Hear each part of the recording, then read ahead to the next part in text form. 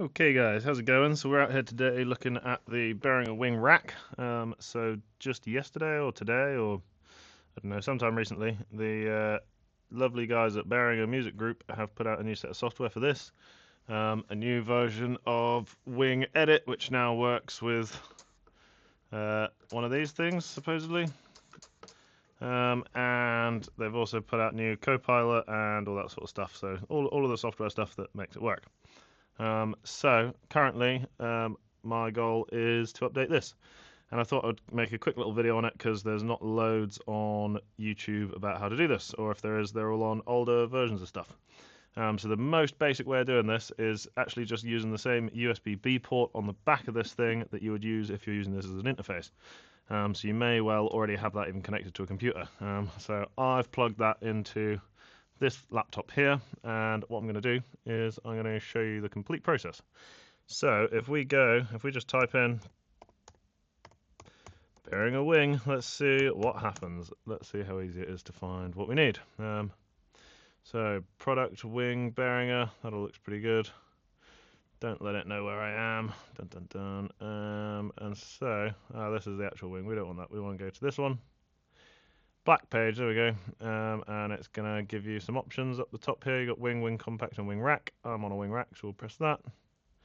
We'll then click downloads up here, and that should take us down to, yeah, here we go. So you see, here's the new versions of Wing Edit. They're up to 3.3 now, and if we come down here, Wing Rack firmware 3.1. So if we look on our wing rack, we are currently on firmware 3.06-27. Don't know what the dash means, but that is what that is over there. And you can see we've got the internal Dante card in, Wing Live. That's our serial number. I probably shouldn't be showing you that, should I? Well, and it's called Wing PP because we're very grown up. So if we go to Wing Rack firmware 3.1 or whatever I just said, we're going to agree to their terms because we trust them, right? Yeah. And we're going to allow downloads. So that's going to chuck a little file onto our computer here.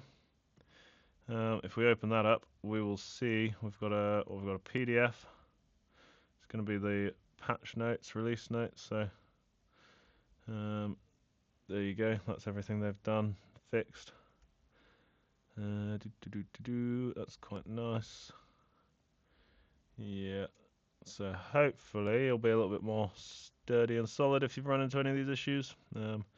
So nice that it comes with that. And now, oh god, where are we? Back here. Hopefully nothing too dodgy showing up on my screen right now. But if we look at this here, this is the firmware. It's a document, and I don't believe we have to unzip it. Yeah, no, nothing will happen if we do that. So that should be our firmware there, ready to go.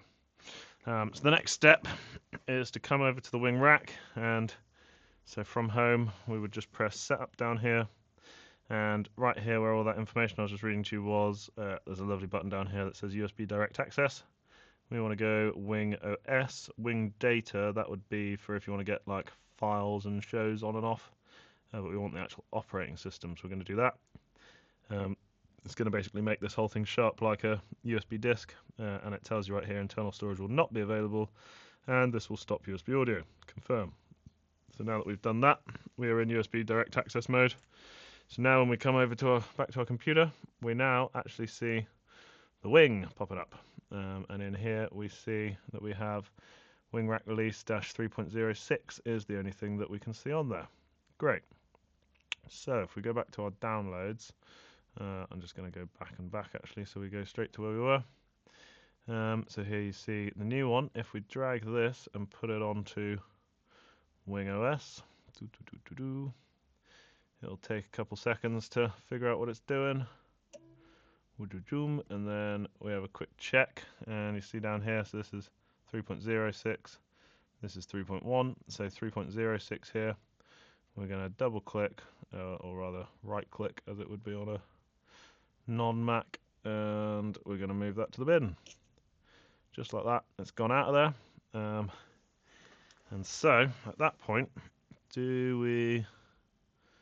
no, we don't want to update the firmware from here, because we don't have the firmware on there. So now that we've done that, in theory, it should just be a case of turning this guy off and on again. So we'll turn it off properly. We will confirm the shutdown.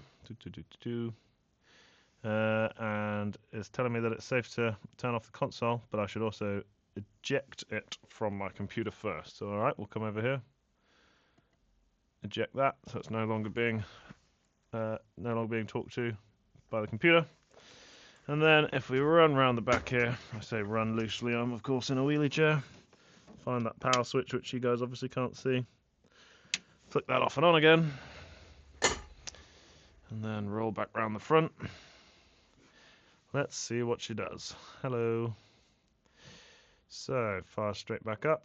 And what now happens if we go into setup? Firmware 3.1, as easy as that. It still sees the Dante card, it still sees the Wing Live card. Serial number hasn't changed and it's still called Wing PP. But now when we go in, so instantly I can see there's different colours on all of these. That's all changed colour from what they normally were. And say if we go into here, we have dual dynamic EQs on everything. And we have the ability to put all compressors into the gate slots, as well as some new compressors as well, which that all looks like fun. So we'll get to play around with those as soon as possible.